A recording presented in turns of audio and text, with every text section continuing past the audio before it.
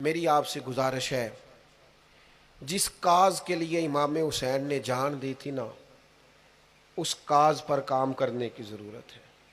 अब क्या करने की ज़रूरत है? अब वो पैगाम जो इमाम अली मकाम का पैगाम है, दीन के लिए काम करें, बेहयाई के खिलाफ, उरियानी के खिलाफ, बेदीन कुव्वतों के खिलाफ।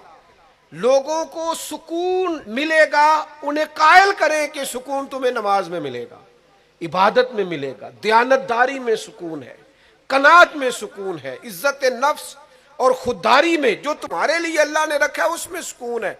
लूट के खाओगे तो सुकून नहीं मिलेगा। मेरे भाई, इस सारे पैगाम को आम करने की जरूरत है। फैल जाएं दुनिया में,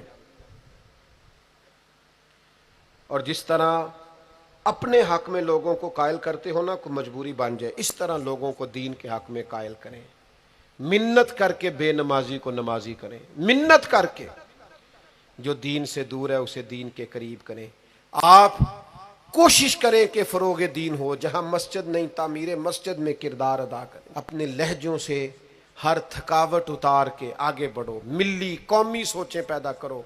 हमने इस वतन को भी तामीर करना है, दीन के लिए हमने अपने आप को पेश करना है जिस हद तक हो सके। और दीन की तबलीग का सबसे बेहतरीन तरीका ये है। इमाम जाफर सादक से किसी ने कहा था, मैं दीन की तबलीग करना चाहता हूँ, क्या करूँ? पैगाम इमाम हुसैन कॉन्फ्रेंस में बात ख़त्म करते वक़्त इमाम हुसैन के पोते की बात सुना रहा हूँ। कहा, हुजूर दीन की तबलीग करना चाहता हूँ, क्या करूँ? फरमाने लगे, दीन पे अमल करना शुरू कर दे, ये दीन की तबलीग। आपका अच्छा इखलाक ये दीन की तबलीग, आपका माफ़ करने का जज्बा ये दीन की तबलीग है, आपकी खैर खाई लोगों का भला करना यही दीन की तबलीग। सिर्फ तकरीर से तबलीग नहीं करें आप, आपका अमल और किरदार ये दीन की तबलीग है।